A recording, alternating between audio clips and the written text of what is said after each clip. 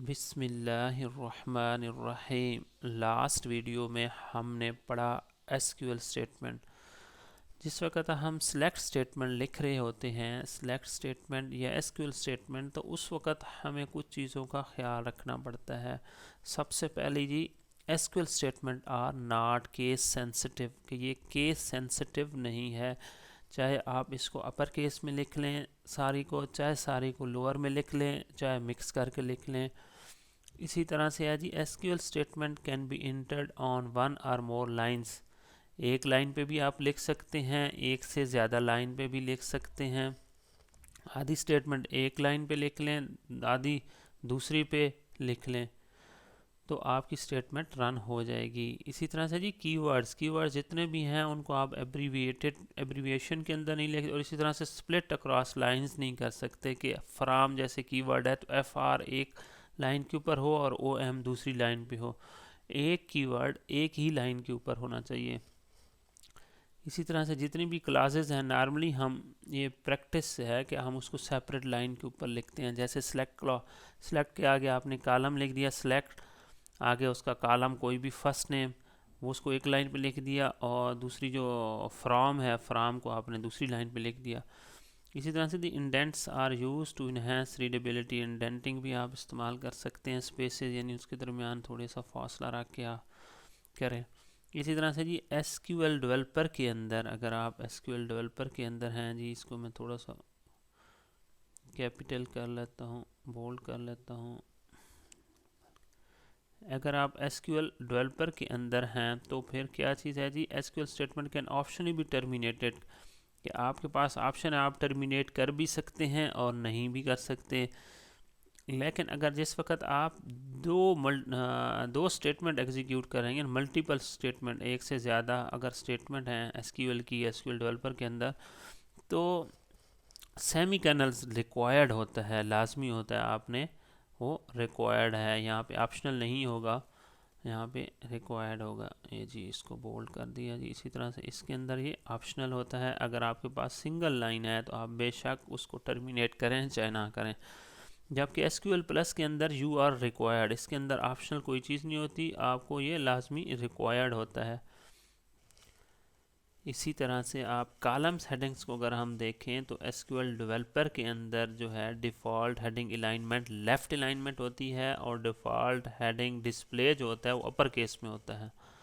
और जबकि SQL plus के अंदर करेक्टर और जो डेट हैं, ये दोनों इनकी कॉलम हेडिंग्स जो हैं वो लेफ़्ट अलाइन होगी, और जबकि नंबर की जो कॉलम हेडिंग्स हैं वो राइट अलाइन होगी।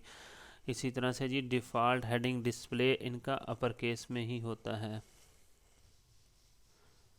अब हम देखते हैं जी, नेक्स्ट टॉपिक वो है अरिथमेटिक एक्सप्रेशंस। अब तक हम पढ़ चुके हैं कि सेलेक्ट स्टेटमेंट के अंदर जितने भी टेबल्स आपके पास, जितने भी कॉलम्स आपके पास टेबल्स के अंदर अवेलेबल होते हैं, उनमें से किसी भी टेबल्स को आप रिट्रीव कर सकते हैं। इसी तरह से कुछ ऐसे भी कॉलम हैं जो आपके पास डेटाबेस कॉलम्स के अंदर नहीं होते, डेटाबेस के अंदर जो कॉलम्स हैं उसके अंदर नहीं होते, लेकिन आप उनको डिस्प्ले करवा सकते हैं। उसको बोलते हैं वर्चुअल कॉलम्स। वर्चुअल कॉलम्स आपके पास डेटाबेस के अंदर एग्जिस्ट नहीं करते।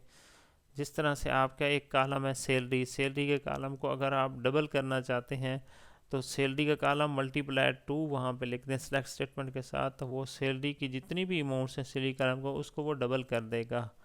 लेकिन उस कॉलम को आप वर्चुअल कॉलम कहेंगे, वो एक्चुअल एग्जिस्ट नहीं कर रहा डेटाबेस के अंदर। इन्हीं अरिथमेटिक एक्सप्रेशंस को हम प्रैक्टिकली देखते हैं।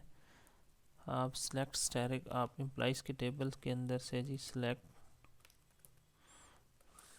First name wow salary from employees, ये जी एम्प्लॉइज़ का टेबल है, इससे आपने सैलरी और फर्स्ट नेम जो है ना वो आपने डिस्प्ले करवाना है। इसी तरह से आपके पास ये कौन से हैं जी, ये दो कॉलम आ गए, एक फर्स्ट नेम और एक सैलरी। इसी तरह से ये जो सैलरी का कॉलम है इसको आपने मल्टीप्लाई करना डबल के साथ, कि ये सैलरी आपकी डबल हो जाए तो वो क्या अमाउंट्स आएंगी। तो आप जस्ट यहाँ पे लिख दें, तीसरा कॉलम भी कौन सा जी, सैलरी और मल्टीप्लाई 2, और और इसका हम एक नाम रख देते हैं एलियस। जितने भी आपके पास कॉलम्स होते हैं जो प्रीवियस, उसको अगर एलियस रखना है तो आप जस्ट एस लिख के उसके आगे उसका नाम लिख दें। एडजस्टेड सैलरी, इसका मैंने नाम रख दिया। इसी तरह से ये जो पुरानी सैलरी है इसको मैंने नाम रख देता हूँ एज एक्चुअल सैलरी। ये जी, ये आपकी एक्चुअल सैलरी है और ये आपकी एडजस्टेड सैलरी है जो हमने डबल करके डिस्प्ले करवाई है।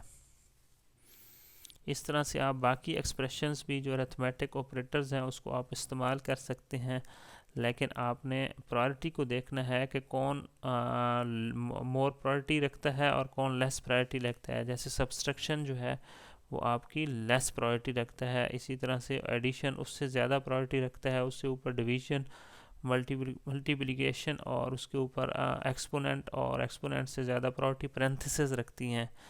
तो इस प्रेसिडेंस को आपने ख्याल करना है और फिर आपने सिलेक्ट स्टेटमेंट लिखनी है। नेक्स्ट है जी टेबल स्ट्रक्चर। टेबल के स्ट्रक्चर को देखने के लिए कि इसके अंदर कौन कौन से कॉलम्स हैं और किस कॉलम के अंदर कौन सा डेटा पड़ा हुआ है, किस टाइप का डेटा पड़ा हुआ है, वो न्यूमेरिक है, करैक्टर में है, वारचार 2 में है, किस शेप के अंदर है, डेट फॉर्मेट के अंदर है। तो उसके लिए हम उसके स्ट्रक्चर को देखते हैं, और टेबल के स्ट्रक्चर को देखने के लिए कमांड इस्तेमाल होती है डिस्क्राइब। डिस्क्राइब आगे टेबल का नेम, तो वो आपके जितने भी जो भी टेबल है आपका, उस टेबल का पूरा स्ट्रक्चर आपको दिखाता है कि इस टेबल्स के अंदर कितने कॉलम है और उसके अंदर कौन सी डेटा टाइप इस्तेमाल आप कर सकते हैं उस कॉलम के अंदर। जैसे एक डेट का कॉलम है, डेट ऑफ बर्थ, या हायरिंग डेट की अगर आपके पास एक कॉलम है तो हायरिंग डेट के अंदर आपकी डेटा टाइप जो होगी वो डेट ही होगी, कि उसके अंदर सिर्फ डेट ही आप इन कर सकते हैं। ये डेटा इंटीग्रिटी के लिए लाजमी है। SQL प्लस के अंदर हम डिस्क्राइब कमांड को देखते हैं। इसके स्ट्रक्चर को देखने के लिए हमारे पास कौन कौन से टेबल हैं जी। सेलेक्ट स्टैटिक फ्रॉम टैब, कौन कौन से टेबल्स हैं HR के अंदर, ये है।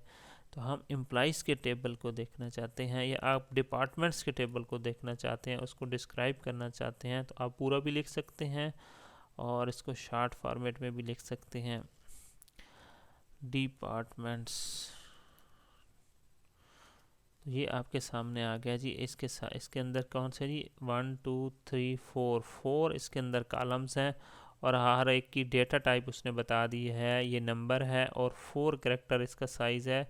इस तरह से ये वारचार 2 है और 30 करैक्टर्स इसकी विड्थ है या इसका साइज़ है, और ये नंबर है और इसका साइज़ 6 है। ये भी नंबर है, लोकेशन ID, और इसका साइज़ 4 है, और इसके साथ कुछ कंस्ट्रेंट भी लगे हुए हैं। SQL डेवलपर के अंदर अगर आप इसके स्ट्रक्चर को देखना चाहते हैं तो डिस्क्राइब्ड कमांड लिखने की बजाय आप जस्ट इसको मैं क्लियर करता हूँ। ये जी आपके सामने टेबल है, टेबल के ऊपर आपने क्लिक करना है। ये कंट्रीज़ का टेबल है या डिपार्टमेंट्स का या एम्प्लॉइज़ का, जो भी टेबल है उसके ऊपर आप डबल क्लिक करें तो ये आपके सामने ये राइट साइड पे ये आपके कॉलम्स आ जाएंगे, और उसके अंदर ये कॉलम्स नेम 1 2 3 4 5 6 7 8 9 10 11 इसके अंदर कॉलम है, और पहले कॉलम की ये डेटा टाइप है नंबर, और इसी तरह से ये वारचार 2 है, वारचार 2 ये सारे, और ये डेट इसकी डेटा टाइप है हायर डेट की, और ये वारचार 2 है इसकी सैलरी की नंबर है, और कमीशन नंबर ये भी नंबर और ये भी नंबर है। इसी तरह से बाकी भी इसी टेबल की डिस्क्राइब के अंदर आप उसका डेटा भी देख सकते हैं। उसके कंस्ट्रेंट्स भी यहाँ पे आपको अवेलेबल हैं। फॉरेन की है, चेक है, यूनिक कंस्ट्रेंट है, प्राइमरी की, चेक, ये सारे हम आगे पढ़ेंगे। ग्रांट्स है, स्टैटिस्टिक्स हैं, इसके ट्रिगर्स हैं, फ्लैशबैक, ये सारी चीज़ें हम इंडेक्सिंग, और इसकी SQL स्टेटमेंट ये एम्प्लॉइज टेबल की ये आपके सामने आ गई। तो यहाँ पे आपको डिस्क्राइब कमांड की बजाय आप जस्ट इसके ऊपर क्लिक करेंगे, टेबल्स के ऊपर आके, ये तो आपके ये कॉलम्स हैं, ये डेटा है, ये कंस्ट्रेंट है। आखिर में मेरी आप सब दोस्तों से रिक्वेस्ट है कि मेरे इस चैनल को ज़रूर सब्सक्राइब कीजिए ताकि मेरी आने वाली हर नई वीडियो आप तक पहुंच सके। और मेरी कोशिश होगी कि हर इतवार को एक नई वीडियो अपलोड करूं।